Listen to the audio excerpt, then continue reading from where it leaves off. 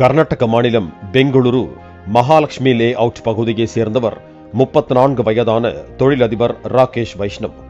இவருக்கு திருமணமாகி 3 குழந்தைகள் இருக்கும் நிலையில் மூவரும் இஸ்கான் கோவில் அருகே உள்ள தனியார் பள்ளியில் படித்து வருகின்றனர். 2 ஆண்டுகளுக்கு முன்பு ராகேஷ் தனது 5 வயது குழந்தையை பள்ளியில் சேர்த்தபோது அப்பள்ளியில் வேலை பார்த்து வந்த 25 வயதான ஸ்ரீதேவி என்ற ஆசிரியையுடன் பழக்கம் ஏற்பட்டுள்ளது. பின்னர் ராகேஷ் பள்ளியில் இருந்த குழந்தைகளை பிக்கப் செய்து வந்தபோது ஸ்ரீதேவியுடன் நெருங்கி பேசி வந்துள்ளார்.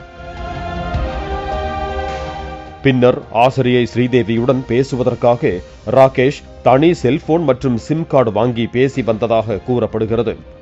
அப்போது ஸ்ரீதேவி தனது தந்தைக்கு உடல்நிலை சரியில்லை என 4 லட்சம் ரூபாயும் பின்னர் பள்ளியை மேம்படுத்துவதாக கூறி பணம் பெற்றதாக சொல்லப்படுகிறது.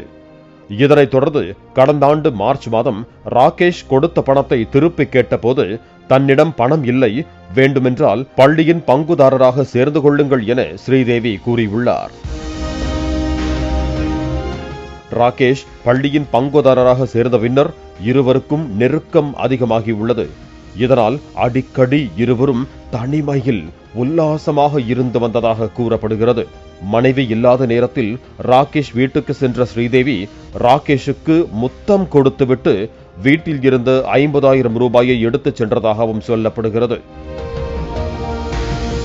பின்னர் ராகேஷ் பணத்தை கேட்டபோது பணத்தை எல்லாம் திருப்பித் தர முடியாது, என்னுடன் உல்லாசமாக இருந்து கொள் என ஸ்ரீதேவி கூறியதாக சொல்லப்படுகிறது. இதற்கு ராகேஷ் மறுத்துள்ளார். இந்த நிலையில் ராகேஷின் மனைவிக்கு போன் செய்த ஸ்ரீதேவி, உங்கள் பிள்ளைகளின் டிசியை கொடுத்து விடுகிறோம், உங்கள் கணவரை வந்து பெற்றுக்கொள்ள சொல்லுங்கள் என கூறியுள்ளார். இதனால் ராகேஷ் பள்ளிக்கு சென்றபோது ஸ்ரீதேவி, அவரது காதலன் சாகர் மற்றும் ரவுடியான கணேஷ் ஆகிய 3 பேரும் ஸ்ரீதேவியுடன் தனிமையில் இருந்த வீடியோ புகைப்படங்களை காட்டி இதனை வெளியிட்டு விடுவோம் என மிரட்டி 1 கோடி ரூபாய் கேட்டதாக கூறப்படுகிறது.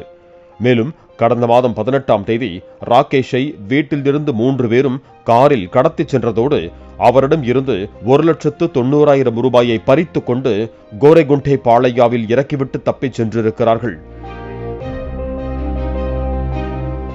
இதுகுறித்து ராகேஷ் மத்திய குற்றப்பிரிவு போலீசிடம் புகார் அளித்திருக்கிறார்.